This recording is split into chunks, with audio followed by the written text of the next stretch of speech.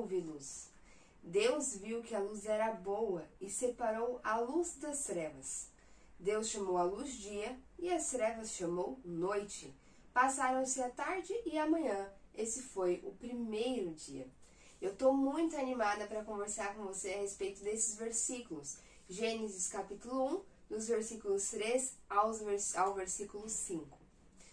Aqui, Deus começa então a colocar ordem na sua criação e trazer à existência os outros elementos que nós conhecemos hoje. E ele começa tudo através de um comando. Disse Deus. A palavra de Deus diz que toda a criação se sustenta na palavra. E nós já conversamos sobre isso no vídeo anterior, de que a palavra é o próprio Jesus. Jesus é aquele que traz à existência o que era invisível, ele torna visível. Toda a vida se sustenta em Jesus. Jesus é a expressão do próprio Deus. Então tudo começa com um comando. E nos versículos posteriores vocês vão ver que Deus vai seguir essa ordem. Ele dá um comando, algo vem à existência, depois ele organiza, distingue, separa, ajunta, dá nome. E então você tem as coisas sendo criadas nessa sequência, nessa ordem, nesse padrão. Tudo começa com um comando. Deus é o Todo-Poderoso, aquele que diz e aquilo que não existia passa então a existir. E ele disse, haja luz e houve luz. Então a primeira coisa que o Senhor vai fazer naquela massa, lembra aquela massa vazia, sem forma, é fazer com que existisse luz. Então eu quero que você imagine isso. Era uma massa sem forma, vazia, cheia de trevas, ou seja, com ausência de luz. E Deus então solta uma palavra, haja luz, e a luz passa a existir. A luz é o próprio Cristo. Ele é a luz do mundo. Ele é a luz que ilumina o coração do homem. Jesus Cristo é a própria luz. Isso é muito interessante, porque no versículo 3, quando Deus diz haja luz, essa luz que está aqui não é a luz do sol, não é a luz da lua, porque a lua e o sol ainda não existiam, eles não tinham sido criados. Eles vão ser criados lá para o 4º dia da criação, se eu não me engano. Então essa luz, a qual Deus está falando no 3º versículo, não é a luz do sol ou a luz da lua, mas é a luz que contém toda a vida, é o próprio Cristo. Antes de criar todo o restante, Deus dá origem à luz que carrega em si toda a vida. Toda a vida está em Cristo e isso é fantástico. É por isso que a palavra de Deus vai falar que Jesus é a luz do nosso coração em trevas. O nosso coração sem Cristo é um coração morto. Sem Jesus nós somos espiritualmente mortos, nós somos vazios. O nosso coração está cheio de trevas, ou seja, ausência de luz, ausência de vida. Mas quando Jesus chega, quando ele chega no seu coração, ele chega trazendo vida, e a vida, a luz, dissipa as trevas. E aquele que antes estava caminhando sentido a morte eterna, agora vai caminhar sentido a vida eterna, porque Jesus é vida. Lembra que nós conversamos no vídeo anterior que no versículo 2 a gente termina essa imagem da criação com o Espírito Santo pairando sobre essa grande massa vazia e sem forma? Lembra que eu falei que o Espírito Santo estava ali nutrindo aquela massa, se preparando para começar a ordenar a criação de Deus? Pois bem, logo depois dessa imagem, logo depois do Espírito Santo estar pairando sobre essa massa, nós temos no versículo 3 o primeiro ato, a primeira ordem, o primeiro comando para organizar essa grande massa sem forma vazia. E a primeira ordem, como nós vimos, foi trazer à existência a luz. Veja, o Espírito Santo é aquele que revela Jesus Cristo. O Espírito Santo, ele vai chegar no seu coração e a sua primeira atitude, o seu primeiro mover vai ser fazer com que você tenha entendimento a respeito de quem é Jesus e do porquê ele precisou morrer por você e do que isso significa e como você precisa de Jesus. Essa é a primeira obra do Espírito Santo, é revelar Jesus Cristo no seu coração, é fazer com que a luz de Cristo possa reinar, possa iluminar o seu coração. Esse é o primeiro papel do Espírito Santo, isso é incrível. Mas então ele continua aqui na criação. Olha o que o versículo 4 vai dizer. Deus viu que a luz era boa e separou a luz das trevas. Então, depois que a luz foi criada, então imagine, nós temos lá uma massa sem forma, vazia, e agora nessa massa existe muita luz, existe muita vida, existe muita luz dentro dessa massa. E dá tudo misturado. Deus então vai separar, ele vai distinguir entre luz e trevas, entre luz e ausência de luz. Ele vai fazer distinção. Luz, você opera aqui. Trevas ou ausência de luz, você vai operar aqui. Uma não se mistura com a outra. Cada um tem a sua função, o seu propósito e o seu momento.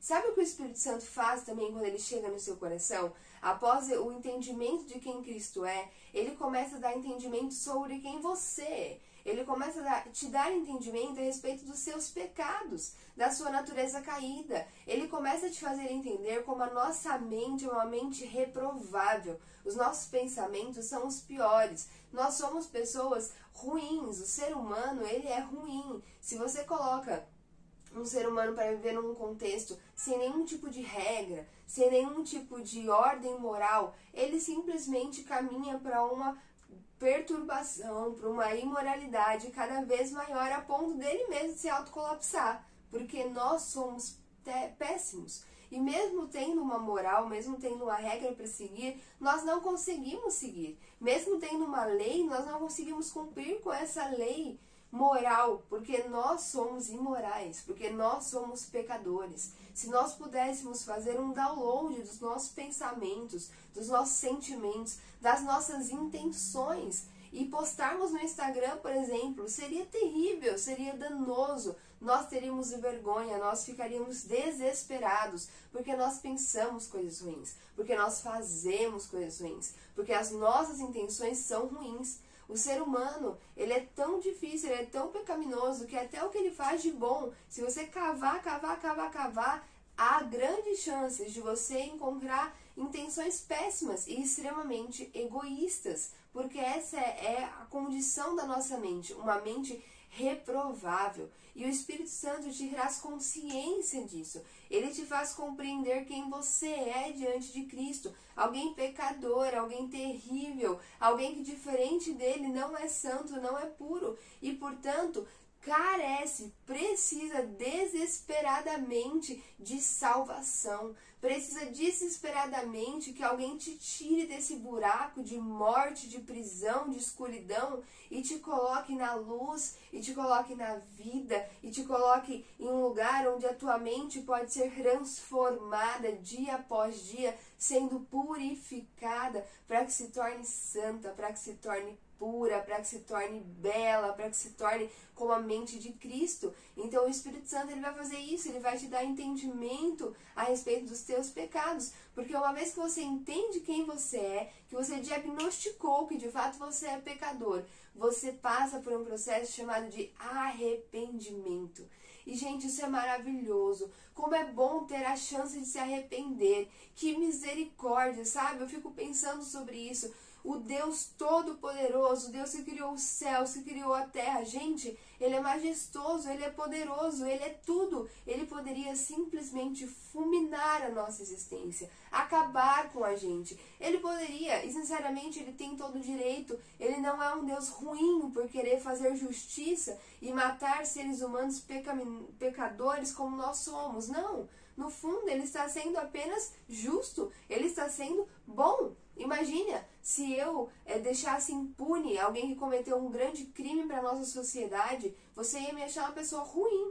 Então Deus não é ruim por querer fazer justiça e condenar o pecador e trazer juízo sobre o pecador. Não, Ele é um Deus bom, porque Ele não deixa impune aquele que cometeu um delito, aquele que precisa da justiça dele, aquele que precisa ser julgado, precisa do juízo.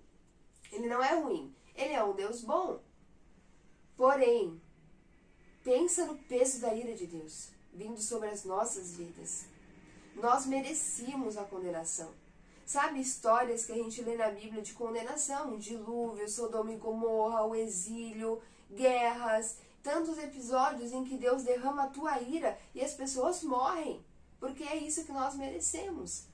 Mas mesmo Deus sendo justo, Ele é também misericordioso e Ele quer nos salvar. Só que Ele não pode contrariar os seus atributos, Ele não pode se tornar injusto para nos salvar. É por isso que Ele mandou o Cordeiro, é por isso que Ele mandou o seu único Filho para se fazer propiciação por mim e por você. Sabe o que é propiciação?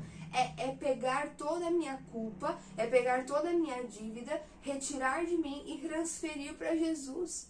E Jesus então vai ser contado, vai ser considerado como um maldito, como um pecador, como um homem da pior espécie por minha culpa, por sua culpa, porque a nossa culpa foi retirada e foi colocada sobre ele. E é por isso que quando ele morre por mim, ele morre por você, agora nós podemos ser salvos, porque a dívida foi quitada, porque a justiça foi feita, porque Deus é bom e ele não pode contrariar seus atributos, ele é justo e precisa ser justo até o fim. Então ele sacrifica o próprio Filho por amor a mim e por amor a você, cumprindo com a sua justiça, mas sendo também misericordioso, porque agora o Filho conquistou na cruz o direito de nós sermos perdoados. Gente, que fantástico é poder se arrepender e receber perdão. Que fantástico é poder ter uma segunda chance. Talvez você venha de uma família ou de um contexto em que há muita dureza no coração, em que as pessoas não querem perdoar, em que as pessoas não te dão outras chances, em que as pessoas te rotulam como alguém indesejado, como alguém que não tem jeito nessa vida, que não tem caminho, não tem condições para você, e você está aí sem esperança nenhuma, só esperando acontecer tudo aquilo que já declararam sobre a sua vida. Mas eu estou aqui para te lembrar que em Jesus todas as coisas se fazem novas e em Jesus há esperança. O homem maldoso de coração duro pode dizer que não tem jeito para você, mas eu digo que em Jesus tem jeito sim. Em Jesus você tem o direito do perdão, você tem o direito de se arrepender e você tem acesso à esperança. Em Jesus há novas chances. E ele não só te dá novas chances, mas ele segura na tua mão e caminha contigo para que nesse processo você usufrua de fato dessas novas chances que ele está te dando. Então entenda, o Espírito Santo te traz entendimento a respeito do teu pecado, não para que você fique se martirizando, não para que você fique se culpando, não para que você se sinta péssimo, não. Ele te dá consciência para que você possa se arrepender e receber perdão, e então se libertar dessas amarras e poder viver uma nova vida. E por que você está falando tudo isso? O que isso tem a ver com o versículo 4? É porque no versículo 4, a Bíblia diz que Deus fez distinção entre a luz e as trevas. Sabe o que isso quer dizer? Significa que, além de, claro, no literal, o que o texto está querendo dizer é que no contexto, Deus de fato separou a luz das trevas, cada um tinha o seu propósito, tinha o seu momento.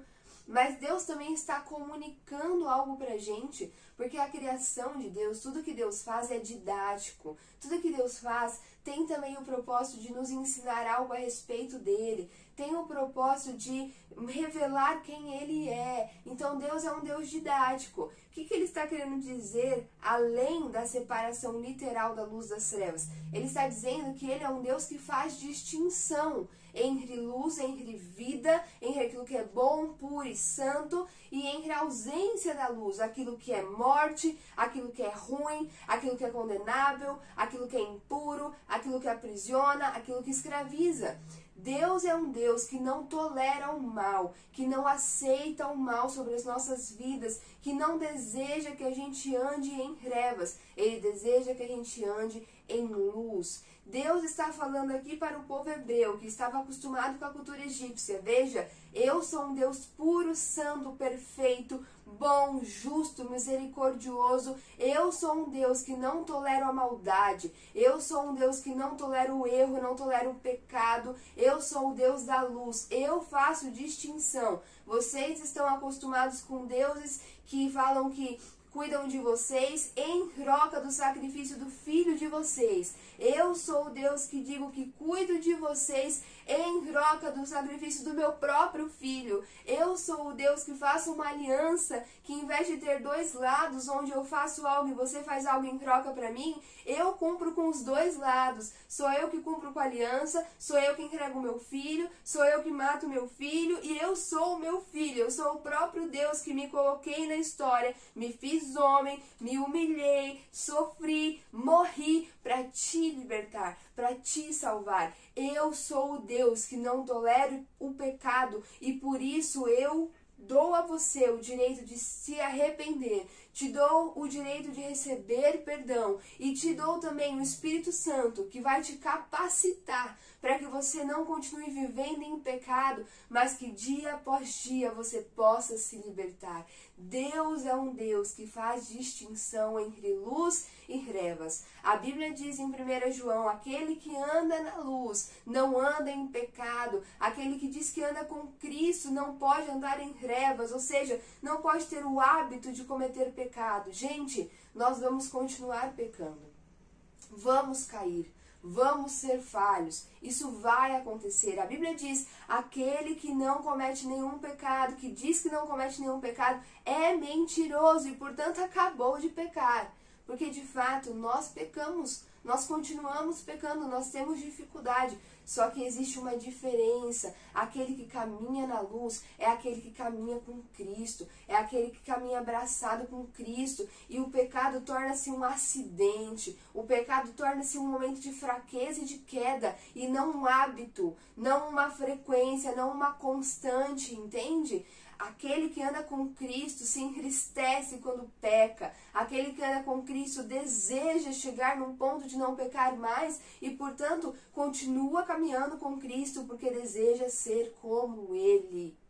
Esse é o nosso Deus, Ele faz distinção entre luz e trevas. Meu amigo, se você conhece a Cristo, não se contente em apenas conhecê-lo de ouvir falar. Deseje conhecê-lo de andar com Ele. E uma vez que você anda com a luz, você vai se tornar cada vez mais luz. E as trevas que existem dentro do seu coração serão cada vez mais dissipadas.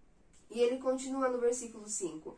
Deus chamou a luz dia e as trevas chamou noite. Então, depois que Deus fez distinção, ele também atribuiu o nome. Então, ele falou, ó luz, você agora é o dia, trevas, você agora é a noite. O que isso significa? Quando Deus atribui nome, e nós vamos ver isso ele fazendo em toda a criação, ele está atribuindo um propósito, um sentido, um fim, sabe? Você tem um fim, você tem um propósito, você tem um objetivo. Luz, o seu objetivo é compor o dia. Trevas, ausência de luz, o seu objetivo é compor a noite. O Espírito Santo, depois que ele revela Cristo, depois que ele faz você entender quem você é, para que você possa se arrepender e pedir perdão, ele te dá um propósito, ele te dá uma identidade, ele diz quem você é agora em Cristo Jesus. Porque antes você era um pecador, caminhando para a morte eterna, condenado ao juízo eterno de Deus,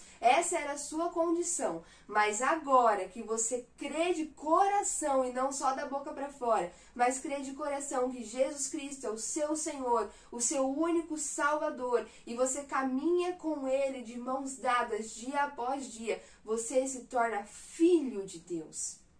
Essa é a tua identidade, você é filho de Deus, você é amado por Deus, e como filho de Deus você adora, como filho de Deus você caminha em aperfeiçoamento, como filho de Deus você vai onde Ele te mandar ir, como filho de Deus você sabe que você pode ser o que Ele quiser que você seja, porque você é amado, porque você é desejado por Deus, porque você tem agora o direito de se relacionar com Deus, orar, falar com Ele todos os dias, ler a palavra dEle e sentir que Ele está falando contigo, está te alimentando de vida e não mais de trevas. Então o Espírito Santo, ele te dá uma identidade em Cristo Jesus, ele te dá um propósito, ele te diz, olha, veja para onde você está indo. Antes você estava apenas vagando pelo mundo, vivendo um dia após o outro, esperando a morte vir.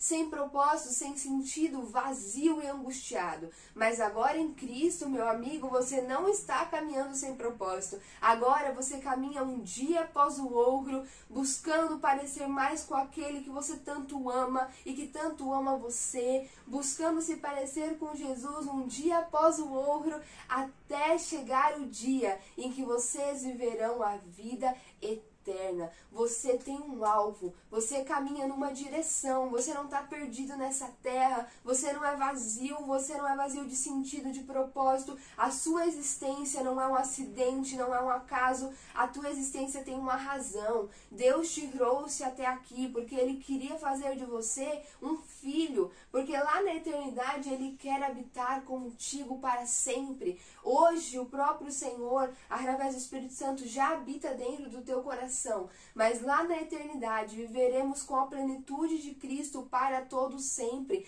Você foi feito, você foi colocado nessa terra e se torna filho em Cristo Jesus, porque Deus deseja viver a eternidade contigo. Você já parou para pensar nisso? Na grandiosidade disso, no amor que há nisso? A tua vida tem um propósito, você está caminhando numa direção, e a direção é viver uma eternidade junto com Deus, aos pés de Cristo, vendo Ele por completo.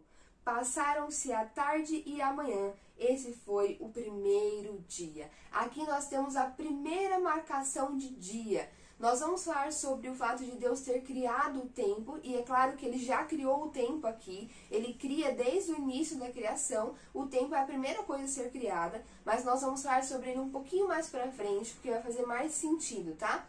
Mas aqui nós temos já a primeira marcação temporal, que é o primeiro dia. E veja só, Deus está chamando de dia a tarde seguida pela manhã.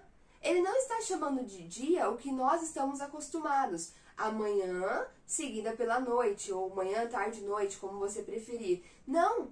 Para Deus, o dia começa com a tarde e termina com a manhã. Isso não é muito interessante? É por isso que os hebreus, eles contam o tempo dessa forma. Conforme nós vamos lendo aqui as histórias, vocês vão perceber isso. Para eles, o dia começa de tarde e termina com a manhã, ou seja, começa com o pôr do sol e termina quando você já está com o sol no seu ponto mais alto antes de iniciar um novo pôr do sol. É por isso que para eles o sábado não é como a gente considera. O sábado começa no pôr do sol da sexta-feira, entendeu?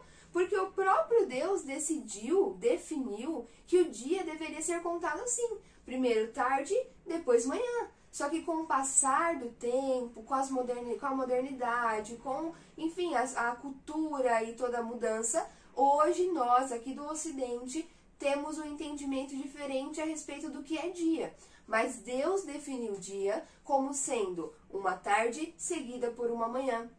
E eu fiquei pensando nisso. Senhor, a tua criação ensina, a tua criação comunica. O Senhor é didático, o Senhor deseja que a gente olhe para aquilo que o Senhor criou e lembre de você, e lembre do Senhor, e lembre dos teus feitos, e lembre quem tu és, quais são teus atributos. Por que o dia deve começar pela tarde e depois pela manhã? E, gente, sabe o que eu fiquei pensando? Que justamente sobre o que nós conversamos, de que Deus deseja que nós caminhemos em luz. Deus deseja que nós alcancemos a luz cada vez mais, que o nosso coração tenha cada vez mais luz e menos trevas. E isso faz todo sentido com a progressão do dia. Os nossos dias começam nas trevas, começa com um coração que ainda tem muita treva dentro dele, um coração que ainda precisa de muita luz, mas finaliza com uma manhã repleta de luz. Sabe o que Deus está dizendo? Filho, você que é meu filho, você pode até começar o dia em trevas, mas você tem esperança, porque o dia do cristão, ele é um dia que finaliza com luz, é um dia que acaba em esperança, é um dia que acaba em aperfeiçoamento. Filho, você deve viver em constante aperfeiçoamento.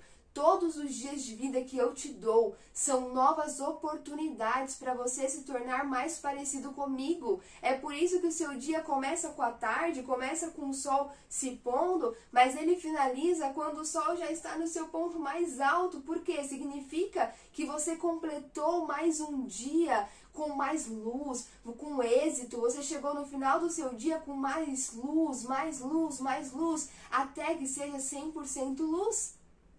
A Bíblia diz que a vereda do justo, ou seja, o caminho do justo, o percurso, a jornada do justo, daquele que está em Cristo Jesus, é como a aurora, que brilha, brilha, brilha, brilha até ser dia perfeito. Significa que a minha vida, a sua vida, a nossa jornada, ela deve ser uma jornada de aperfeiçoamento. A cada dia nós devemos receber uma nova porção de luz, uma nova porção de vida, uma nova porção de Jesus Cristo, até ser dia perfeito, até chegar o dia em que o perfeito viverá conosco na eternidade, e ele sendo luz, não será mais necessário sol, não será mais necessário lua, e não haverá mais noite, porque a própria luz viverá conosco em plenitude. É isso que a Bíblia diz, meu amigo. Quando nós formos viver a eternidade com Cristo, não haverá mais noite, não haverá mais sol, não haverá mais lua, porque não será necessário, porque Jesus estará conosco em plenitude, e Ele é luz, Ele é a luz, Ele é toda a vida, e Ele iluminará todas as coisas. Então a vereda do justo é como a luz da aurora, que brilha, brilha, brilha, até ser dia perfeito. A nossa jornada é assim, um dia após o outro. Começamos o dia analisando o nosso coração e vendo que ainda há muitas trevas, mas nós temos esperança que ao decorrer do dia, porções novas de Jesus, porções novas de luz entrarão no nosso coração, e nós finalizaremos o nosso dia com uma manhã clara e cheia de luz, mais parecidos com Cristo. E então começa outro dia e eu tenho mais luz para receber, e outro dia e eu preciso receber mais luz, até que Ele venha e seja dia perfeito. Então, meu amigo, pense nisso, medite nisso. Nós precisamos de luz. Pensa comigo quando você entra num quarto escuro e você acende uma luz, uma vela, uma lanterna, e aquele quarto que antes parecia vazio, parecia que não tinha nada lá, era escuro. Quando você acende a luz, você começa a perceber que existem coisas. Aquilo que de repente não tinha cor, começa a ter cor. Você já saiu numa noite, no interior, assim, num lugar onde não tem tantos postes, não tem tanta iluminação artificial, é mais a iluminação realmente das estrelas. Você percebe que a planta, a grama, fica com cor diferente, as casas ficam meio que sem cor. Mas quando você joga luz ali, você percebe que a grama é verde, você percebe que a casa é amarela, você percebe que as flores são coloridas. É assim quando Jesus chega na nossa vida. Aquilo que não tinha valor antes, você começa a ver que tem um valor imensurável. E aquilo que você tanto valorizava, você começa a ver que, meu Deus, como é pequeno. E como eu posso perder tanto tempo da minha vida e da minha preocupação com isso. Porque Jesus vai abrir os teus olhos. Você vai ver coisas que antes não via. Você vai dar valor ao que não dava. Porque aquele que ama a Deus passa a amar o que ele ama e odiar o que ele odeia. Uma transformação interna vai acontecendo dentro de você. Precisa acontecer. Quando você coloca luz num quarto escuro, você começa a ver aquilo que está em desordem para que possa ser colocado em ordem. Você começa a ver onde há sujeira para que você possa limpar. Eu quero deixar uma coisa bem clara para você. As trevas que estão no nosso coração não podem ser retiradas com a mão. Sabe por quê? Porque trevas é a ausência de luz, ou seja, não tem como pegar. Não tem como entrar num quarto escuro, pegar a escuridão daquele quarto e tirar para que então haja luz. Isso não existe. Como que eu combato a escuridão de um quarto? Colocando luz, trazendo luz. E então a escuridão se vai. É a mesma coisa com o meu e com o seu coração. Não tem como, de forma religiosa, retirar as trevas que há dentro de você. Isso é vazio de significado. Isso é vazio. Isso outras religiões podem oferecer. Isso outros códigos morais podem tentar fazer, mas sabe o que vai acontecer? Vai dar errado no fim. Porque nós não podemos mudar isso. Nós podemos até tentar sermos melhores por 1, 2, 3 dias, mas logo depois se esvai. Porque é vazio, eu não posso arrancar a treva que há dentro de mim com a minha mão. Eu preciso colocar luz dentro do meu coração. E então as trevas vão embora. Porque a luz vai brilhar dentro de mim. Então não existe outra forma de você ter mais luz e mais vida, a não ser ter mais de Cristo, que é a luz do mundo, que é a luz que ilumina o coração humano. Comece a comer de Cristo. Comece a orar, comece a ler a Bíblia, comece a louvar, comece a querer entender mais sobre quem Ele é. Peça isso a Ele e mais luz será depositada dentro do teu coração e então a escuridão vai embora. É só assim que nós podemos sermos como Ele é um dia. Se mais luz invadir o nosso coração. Não dá mais para viver religião. Não dá mais para viver de religiosidade. Nós estamos fartos da religião. Ela é vazia, ela é morta. Ela não gera vida. Nós precisamos de Jesus. O Espírito Santo é aquele que revela, aponta, enaltece e engrandece Jesus. Se você estiver num lugar onde Cristo não está sendo exaltado, desconfie, porque aquilo não é obra do Espírito Santo. O Espírito Santo revela Jesus. Eu espero do fundo do meu coração que a partir de hoje, quando você vir o pôr do sol, você se lembre: ó Senhor, Tu és Deus que faz distinção entre trevas e luz. Mais um dia se inicia na minha vida e há muita treva ainda para ser retirada. Mas eu tenho esperança, porque eu sei que até o final desse dia, uma nova porção de luz me será dada.